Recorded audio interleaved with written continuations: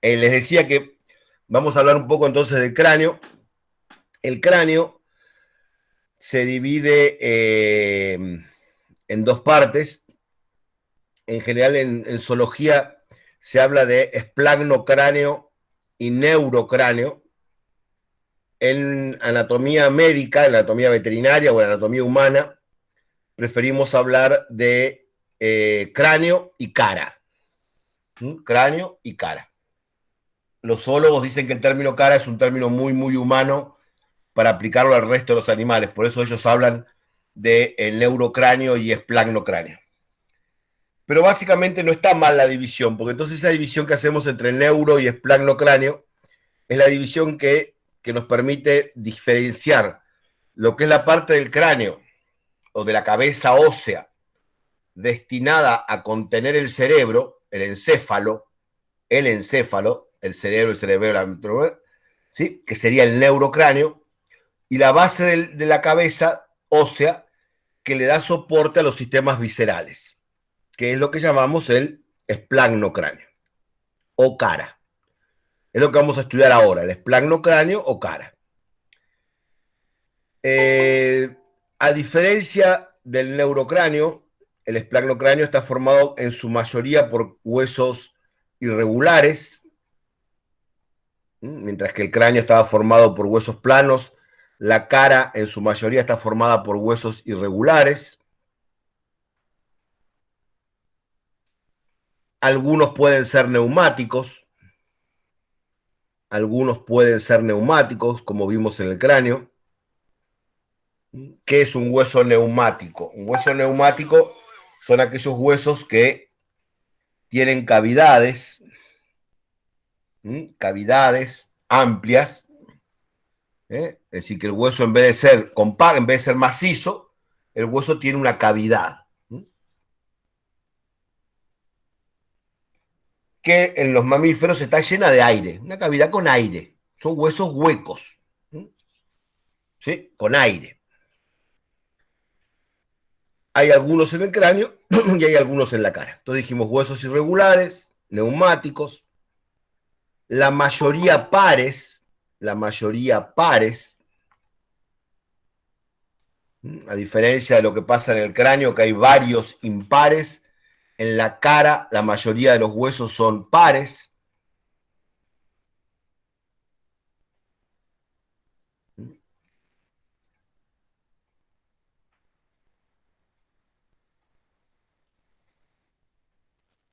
Profe, ¿Sí?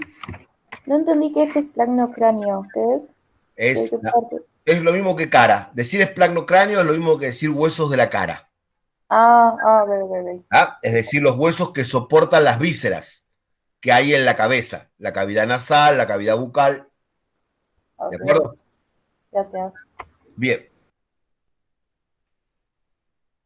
De vuelta, vamos a estudiar esos huesos y cuando ustedes los lean en forma aislada, independiente, cada uno de ellos por su lado, van a ver que se les complica. Esperen, entonces, la idea es, estos huesos pares van a conformar básicamente dos cosas. Por un lado, los límites de la cavidad nasal. Los límites de la cavidad nasal. Acá lo importante, ¿saben qué es? Tenemos que ir, es muy importante respetar en anatomía 2 esto de ir estudiando, profundizando conceptos, yendo de lo general a lo particular, ¿sí? A tratar de ir avanzando sin, sin agregar todos los detalles de entrada, para no perdernos. Dijimos ayer, o en la primera clase que tuvimos, que la cabeza iba a ser el soporte del inicio tanto del sistema respiratorio como del sistema digestivo. ¿Sí? ¿De acuerdo? El sistema, el inicio del sistema respiratorio va a estar dado por la cavidad nasal y el inicio del sistema digestivo va a estar dado por la cavidad bucal. ¿Sí? Bien. Y acá vamos a empezar a ver algunas cositas interesantes que tenemos que ir pensando para después. El sistema respiratorio se encarga de, que en realidad no debería llamarse respiratorio, pero no importa, digámosle respiratorio, se encarga de admitir el aire, hacer entrar el aire hacia los pulmones y después sacarlo. Ese proceso de entrada del aire hacia los pulmones se hace con presión negativa. Es decir, el diafragma produce vacío adentro del tórax, porque el diafragma expande el tórax. Al ser una cavidad cerrada, cuando se agranda, se produce vacío, y ese vacío hace que entre el aire a través de las vías de conducción hacia los pulmones. Por eso se dice que el ingreso de aire hacia el sistema respiratorio es por presión negativa. Y justamente para que el aire entre por presión negativa, las paredes del sistema de conducción tienen que ser rígidas. Por eso vamos a ver que todo el sistema de conducción del aparato respiratorio tiene paredes rígidas. Por eso los huesos de la cara, su primera importancia es formar los límites rígidos de la cavidad nasal. Es decir, que la cavidad nasal tiene límites rígidos, de hueso. Esa es una de las primeras funciones de los huesos de la cara. La segunda función es la de brindar protección, ¿sí?, al ojo, a la órbita, al ojo. Fundamental también los huesos de la cara protegiendo al ojo.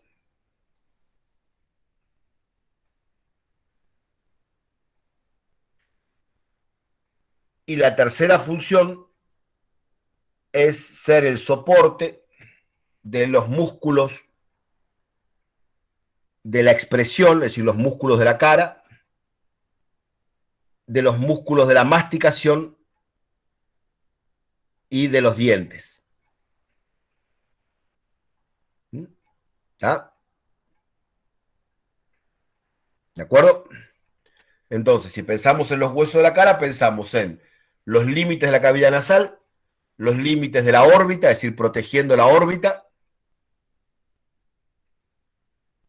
y la inserción de los músculos de la cara y de los músculos de la masticación, dándole también soporte a los dientes.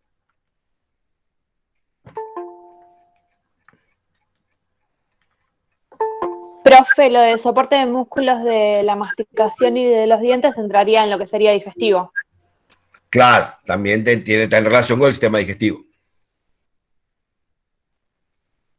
Pero fíjense ustedes que a nivel de la cabeza, los dos sistemas quedan muy juntos, muy, muy juntos. ¿Sí? Aún más, en el único grupo de vertebrados donde la separación entre cavidad nasal y cavidad bucal es completa, ¿sí?, es en los mamíferos. En los mamíferos no existe comunicación entre la cavidad nasal y la cavidad bucal. ¿Por qué no existe comunicación entre la cavidad nasal y la cavidad bucal? Porque los mamíferos tienen que poder hacer vacío con la cavidad bucal para chupar.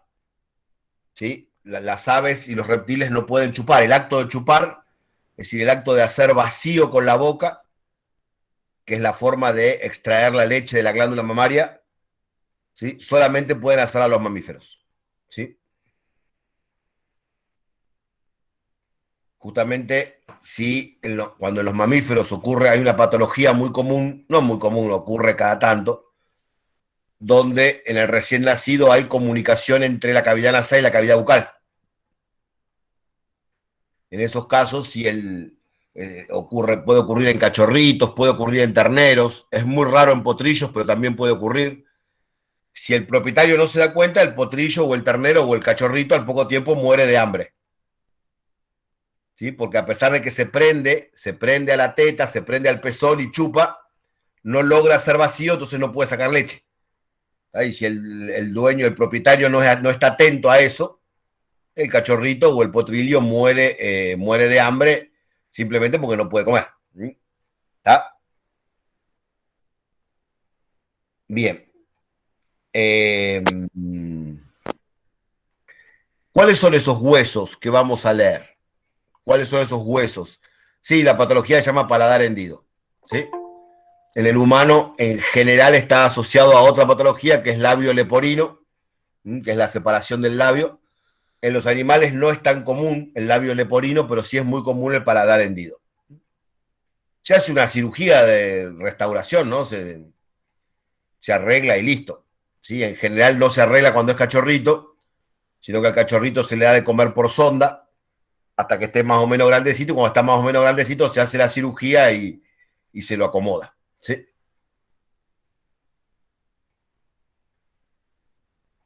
¿Qué son los nichos? ¿Qué nichos? Dice, en contenido mínimo mencionan los nichos. En el nicho está mi abuela en el cementerio, que la guardaron ahí, pero no sé qué otro nicho hay. El maxilar y el orbital creo que eran. Ah, ahora sí, listo. Ahora voy a hablar de eso, sí. Eh, el, Nosotros vamos a ver por un lado los huesos de la cara de manera independiente, que no quiero que los lean en detalle, no quiero que los lean en detalle, porque no hace falta, pero sí tener una idea más o menos. ¿Cuáles son los huesos? Vamos a mencionarlos para que puedan hacer una listita y tenerlos, ¿sí? Esperen que me tengo que ubicar y empezar, tengo que empezar de adelante para atrás, porque si no, no me sale. Tenemos incisivo, maxilar, lagrimal, incisivo, maxilar, lagrimal, cigomático, palatino, incisivo, maxilar, lagrimal, cigomático, palatino, Bomer con B corta, pterigoides se escribe con la P adelante de la T, pterigoides,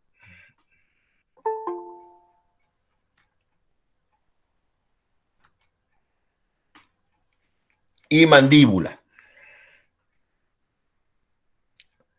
Hay un hueso que se estudia que corresponde al neurocráneo, pero que un poquitito lo vamos a tener que leer ahora, que es el hueso temporal.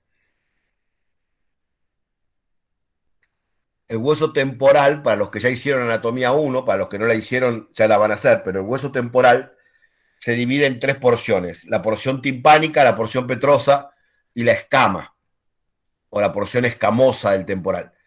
Para anatomía 2, solamente nos interesa la porción escamosa del occipital. Perdón, la porción escamosa del temporal, la escama del temporal. ¿Por qué nos interesa la escama del temporal en anatomía 2? Porque a nivel de la escama del temporal se produce la articulación entre la mandíbula y el resto de la cabeza, la articulación temporomandibular. La articulación temporomandibular, que es en realidad además es la única articulación móvil de la cabeza, entre la mandíbula y el temporal. Profe, una pregunta. Sí, ¿El hueso maxilar, o sí. sea, forma parte de la parte superior de la mandíbula o es algo independiente? No, de la mandíbula no. La mandíbula es el Porque hueso. Mendelssohn decía algo así, algo medio raro, Wow, cuando describía ese hueso. después lo leemos bien, pero lo que sí es el maxilar tiene los dientes superiores, si querés pensarlo así, pero no tiene nada que ver con la mandíbula. O sea, la mandíbula es solamente lo que yo puedo mover, digamos, de abajo, la parte de abajo. Claro, la mandíbula, la mandíbula, sí. ¿Y por qué dicen que tiene una parte superior, otra inferior y el maxilar también? No, hay que leerlo bien, después a ver qué dice. No lo leí yo, pero después me voy a fijar bien a ver qué es lo que dice. Vos lo que Ok, tal vez leíste es la arcada dentaria. Los dientes, los dientes se van a fijar, por un lado, los dientes inferiores, todos los dientes inferiores se fijan en la mandíbula. Sí. En cambio, los dientes superiores,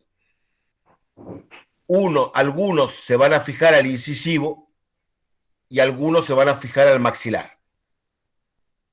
Es decir, que el hueso maxilar soporta los dientes superiores junto con el incisivo, mientras que los dientes inferiores están soportados nada más que por la mandíbula. Ah, ok. ¿Mm?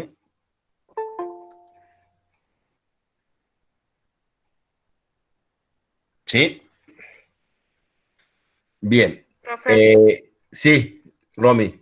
una pregunta de Darwin. Quiero aclarar que es de Darwin, no es mía esta pregunta, nerd. Dice, si el nervio del músculo macetero pasa por la escotadura mandibular, una lesión a nivel de la articulación temporomandibular, ¿compromete la masticación? ¿Me pego? Avísame y le pego. Es muy larga la pregunta, pero sí, el nervio mandibular, el nervio macetérico de la rama mandibular del trigémino cruza por la escotadura mandibular, es decir, entre el proceso coronoides y el cóndilo de la mandíbula. Una fractura del cóndilo mandibular podría lesionar la rama mandibular del trigémino, produciendo, sí, algún tipo de impedimento en la masticación, ¿sí? Sí, sobre todo en los perros chicos por atropellamiento de auto, cuando se fractura el cóndilo de la mandíbula, puede haber lesión de la rama mandibular del trigémino. Pero es un detalle, solamente Darwin puede preguntar eso, drogado. ¿Está? Profe, perdone. Acá en el Season dice maxilares, 2 puntos. Los maxilares son los huesos principales de la mandíbula superior y alojan los molares maxilares. Aloja los molares maxilares, pero el término incorrecto, lo que no existe es el término mandíbula superior. Ese término Eso es no, lo que no entendía. no se usa más ese término, no. Son los dientes principales de la arcada superior, la arcada dentaria superior. Ahora sí, es el término que se usa hoy en día. Okay. ¿Ah? Mandíbula está solamente referido al hueso inferior. ¿Mm? Y el superior sería el El maxilar, maxilar, digamos. nada más, maxilar. Ah, buenísimo. Bien. Profe, de esta lista de huesos de la cara solamente tenemos que leer tipo dónde están y Ahora nada vamos más, a ir, sin ahora vamos accidentes a de ir a uso. los principales accidentes se forman cuando todos los huesos se juntan, es decir, cuando se ponen en común, ¿sí? Claro, como en Anato 1 con la bóveda craneana. Exactamente, Claro, sí. exactamente. Entonces, por ejemplo, vamos a empezar un poquito con la conformación de la cavidad nasal. La cavidad nasal va a estar formada... Ah, me faltó un hueso ahí, a ver, yo dije incisivo, maxilar, lagrimal y cigomático. No mencioné los nasales, el hueso nasal. Incisivo, ahora sí, incisivo, maxilar, lagrimal, cigomático, nasal, nasal era el que me faltaba, nasal, palatino, pterigoides y vómer. De todos esos, el único impar es el vómer. El único impar es el vómer.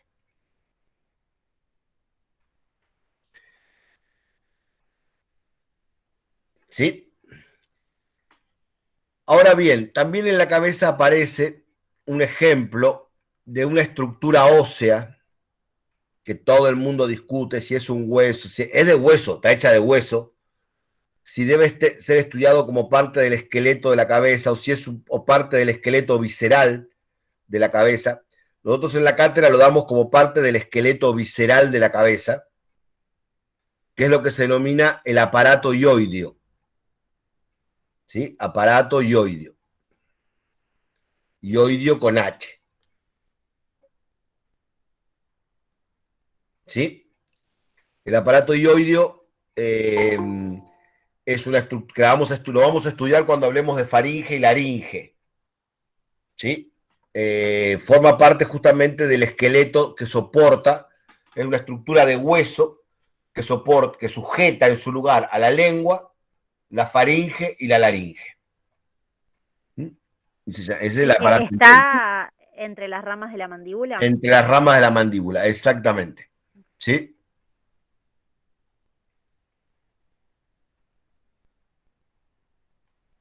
Es el esqueleto, la base de lo que se llama el espacio intermandibular. El espacio intermandibular, que es el espacio que queda entre las dos mandíbulas, está considerado junto con el espacio axilar. El espacio axilar es el hueco de la axila, ¿sí? Uno de los espacios anatómicos más complejos que hay. ¿Sí? En cirugía humana hay señores que son cirujanos especialistas nada más que en espacio intermandibular. ¿Tá? Por eso les digo, está considerado el espacio intermandibular, está considerado uno de los lugares de alta complejidad anatómica. Tal vez comparable nada más que con el espacio axilar. El único que tiene así una complejidad similar es el hueco de la axila. ¿Está? ¿Sí? Ah, y en humano, bueno, en humano, mano. La mano humana también quirúrgicamente hablando es un infierno. Pero en humano nada más. La mano humana sí es un infierno, pero nosotros no tenemos ese problemita. Pero el espacio intermandibular, aún para nosotros, es un espacio complejo, muy, muy complejo.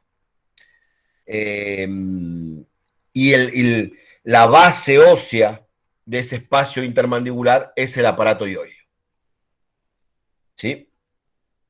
Pero calculen ustedes que ahí, en las inmediaciones del aparato ioideo, están pasando por lo menos 6 de los 12 pares craneanos. 6 de los 12 pares craneanos pasan en relación al aparato ioideo. ¿Sí? Las 3 arterias más grandes de la cabeza, carótida externa, carótida interna y maxilar, pasan pegaditas al aparato ioideo. ¿Sí? ¿De acuerdo? Es el origen de la tráquea, del aparato respiratorio, es el origen del esófago, del aparato digestivo, ¿sí? Así que es una región altamente, altamente compleja. Nos va a llevar tiempito estudiarla y nos va a llevar tiempito entenderla. Pero bueno, hay que hacerlo porque además es una región de muchas patologías. De muchas patologías, ¿sí? ¿Tá? Para los que hagan pequeños van a odiar a los propietarios. La gente insiste en pleno siglo XXI que el perro tiene que comer hueso, porque a la gente, en los dibujitos animados los perros comen hueso. Entonces la gente considera que el perro tiene que comer hueso y le encaja hueso al perro y el hueso termina ahí, ¿sí? Se atasca ahí, justamente, en el espacio intermandibular. ¿Tá? Y ustedes van a tener que entrar quirúrgicamente al espacio intermandibular, arriesgando la vida del perro, el prestigio de ustedes, porque hacer una cirugía de intermandibular es un infierno, para sacar el hueso que le dio el estúpido, ¿sí? ¿Tá? Porque encima la gente, en la mentalidad de la gente dicen, no, pero le di un hueso chiquito. Es que justamente eso es lo que no hay que hacer, señora. Si le quiere dar hueso a su perro, lo cual no es bueno, pero bueno, si le quiere dar hueso, lo que tiene que hacer es darle un hueso bien grande. Cosa que el perro se pase, lo mastique y no lo pueda tragar, sino que lo tenga que lo va gastando de a poquito. No gana nada con darle un hueso bien grande, el perro se va a gastar los dientes, acorta la vida útil de los dientes, toda una pavada, ¿sí? El perro no está pensado para comer hueso, está pensado para comer carne. ¿Tá? Le quiere dar algo para que se divierta, dale un trapito para que mastique, ¿sí? Bien.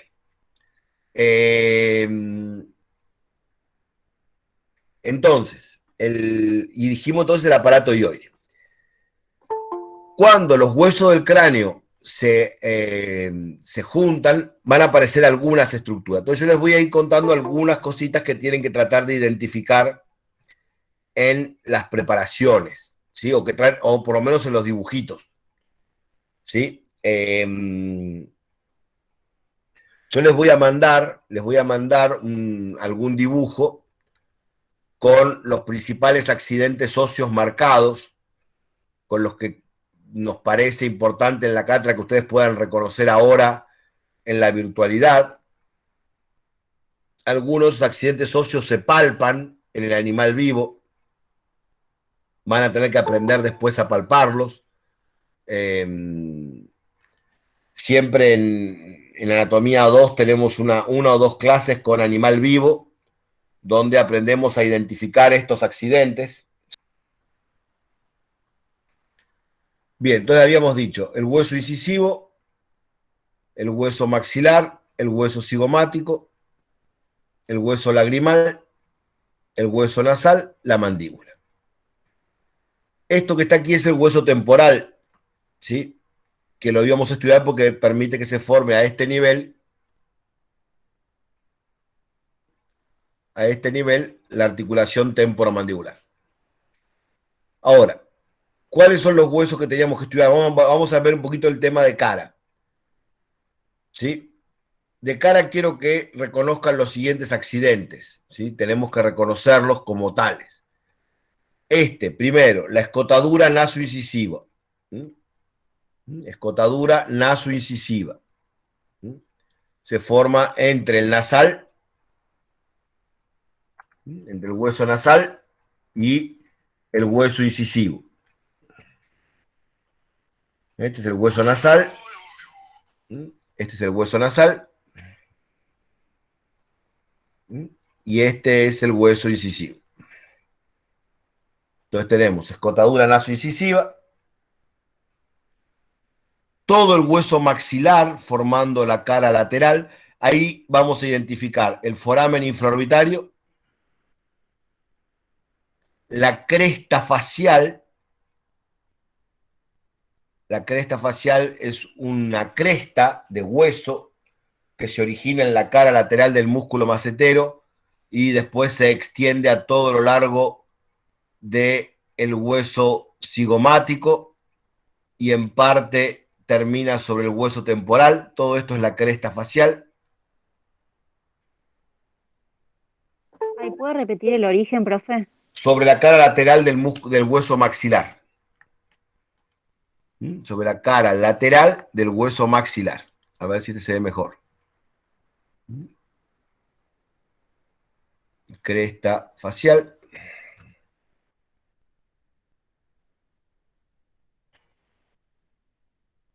Toda esta línea de hueso que se extiende sobre el hueso maxilar, se continúa sobre el cigomático. Entonces dijimos la cresta facial, el foramen infraorbitario, que está en el hueso maxilar, foramen infraorbitario, la escotadura nasoincisiva, escotadura nasoincisiva,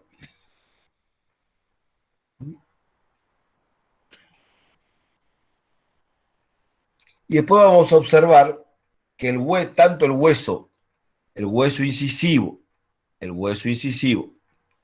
como el hueso maxilar presentan un proceso alveolar,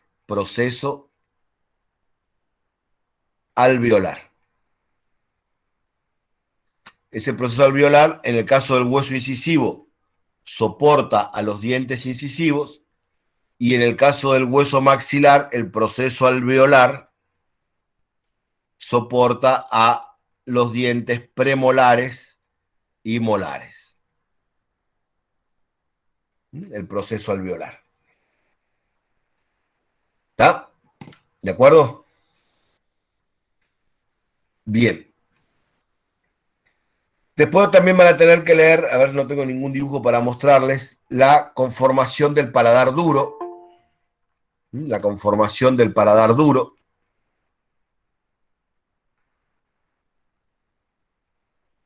El paladar duro está formado por los procesos palatinos del hueso incisivo, del hueso maxilar y por el propio hueso palatino. Hay que leer bien la conformación del paladar duro.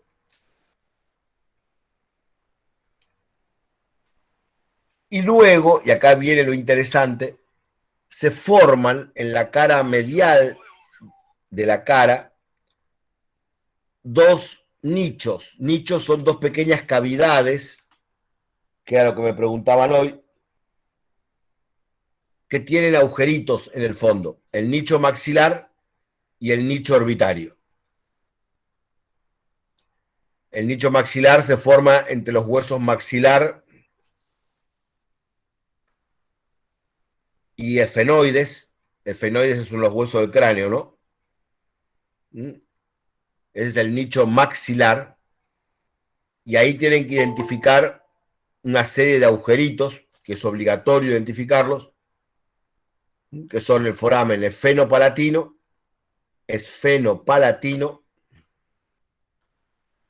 foramen maxilar y foramen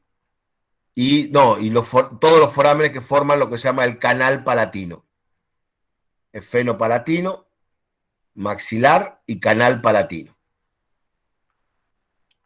Eso es en el nicho maxilar, que está en rostral. Acuérdense que en cabeza no hablamos de craneal, hablamos de rostral. El término craneal que veníamos usando en cabeza cambia a rostral. Profe, canal, ¿cuánto había dicho? Palatino. Y hacia caudal tenemos el otro nicho, que es el nicho orbitario. Los que ya hicieron anatomía 1, algo del nicho orbitario vieron. ¿Por qué? Porque en el nicho orbitario vamos a encontrar el foramen etmoidal, el foramen óptico, el foramen redondo, vamos a decirlo en orden, etmoidal, óptico, orbitario y redondo. Y ahí también se relaciona, y ahí también encontramos el canal alar. Entonces fíjense que en cada foramen, en cada nicho hay un canal. En el nicho maxilar tenemos foramen esfenopalatino, foramen maxilar y canal palatino. Y en el nicho orbitario tenemos foramen etmoidal, foramen óptico, foramen orbitario, foramen redondo y canal alar. ¿Qué espacio es la fosa pterigoidea, profe? Ahora lo vamos a ver, espere que se me abra el dibujito. Ahí está. ¿Sí? Este es un cráneo de perro. Fíjense que lo que hicimos fue cortar el arco cigomático, es decir, acá vendría el arco cigomático, tendría que venir acá así. ¿Está? Cortamos el arco cigomático. Este es el nicho orbitario, que ya mencionamos. Acá está el nicho, en este huequito estaría el nicho maxilar. Todo este espacio que está pintado ahí de color es la fosa pterigoidea. El espacio que hay entre el nicho orbitario y el nicho maxilar, ventral a la fosa orbitaria. Esta es la fosa orbitaria, donde va el ojo. Esta es la fosa temporal, donde va el músculo temporal. Y esta es la fosa pterigoidea. ¿Está? Ay, profe, ¿lo podía marcar? No, no vi cuando lo marcó. Bueno, a ver, ahora déjame ver este con uno de equino que se vea más lindo. No, no Sí. se ve mucho el mouse, profe, no sé, Eso, no no, parece el dibujo como estaba marca. bien, ¿eh? Por ¿Cómo? eso no vi el mouse, no vi el No mouse se ve como como el... marca. Ah, bueno, entonces lo que hay que Eso. hacer es Está, pero está muy chiquito. marcar con el dibujito. Espere. A ver. Bien. Entonces, esta serie de agujeritos que están acá, ¿sí? Forman este es el nicho orbitario que ya conocemos. Nicho orbitario. Este hueco que está acá, que acá no se ve bien en el dibujo, es el nicho maxilar. Esta cresta de hueso, la voy a marcar en azul. A ver, esperen porque tengo uno que... Bueno, no importa, la dejo pintada. Esta cresta de hueso, toda esta cresta de hueso, hasta acá y que acá vuelve para arriba, todo esto, es la cresta pterigoidea.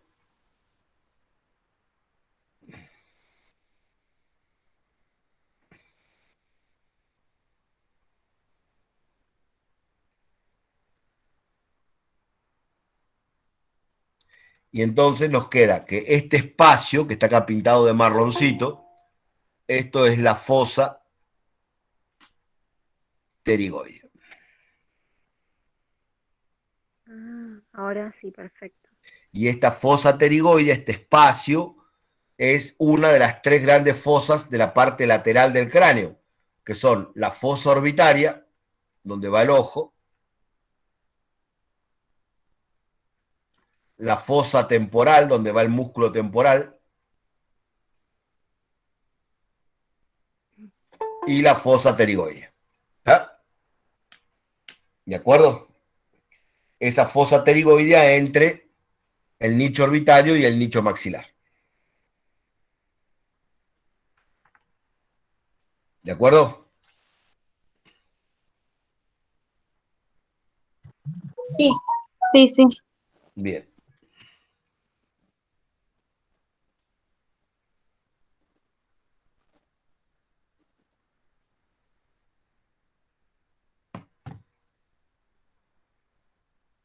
Muy bien, volvamos acá.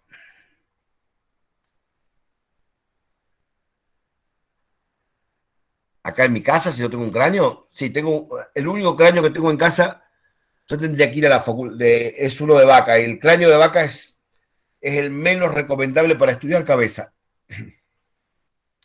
porque en los rumiantes el cráneo está muy, muy, muy, muy deformado, es decir, es muy distinto a todo el resto, porque es por todas las adaptaciones a usar el cráneo como elemento de ataque, y para soportar los cuernos. Entonces el cráneo está muy, muy modificado en los rumiantes y, y yo siempre recomiendo empezar último a estudiar cabeza. Cuando estudian cabeza en el aula, que están todos los cráneos, tenemos cráneo de perro, de caballo, de vaca, de chancho, de oveja, siempre les digo, agarren primero el de caballo o el de perro y después lárguense con el de vaca, porque el de vaca es muy, muy diferente al resto por esa adaptación que tiene a usar la cabeza como arma de defensa. ¿Sí? ¿De acuerdo? Bien. Bueno, entonces, con esto que la idea era una breve introducción para que puedan ir leyendo esqueleto de la cabeza, ¿sí? El del DICE está muy bueno para leerlo en la parte de generalidades de huesos. De ahí le pueden pegar una buena leída en el DICE a esqueleto de cabeza. Y en el Season yo les recomiendo primero leer lo que se llama, lo que el Season le describe como calavera o cráneo en conjunto, o cabeza en conjunto. ¿Sí? A ver, ya les digo dónde está eso.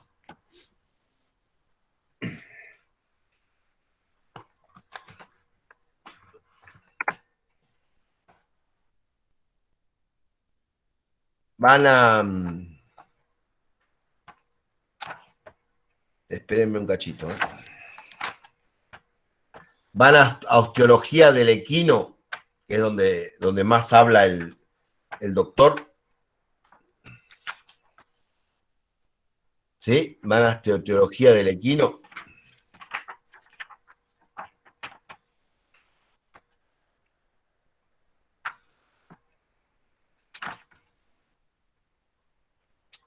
Y leen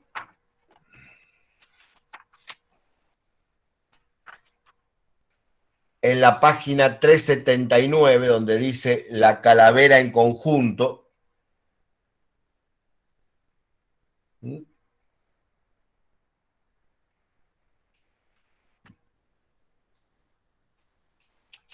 Y ahí se leen toda esa parte de la calavera en conjunto. Por supuesto, se detienen cuando llegan a la página 385, que dice cavidad craneana. Cavidad craneana no lo leen. ¿Ah? Entonces leen calavera en conjunto, pero frenan en cavidad craneana. ¿Sí?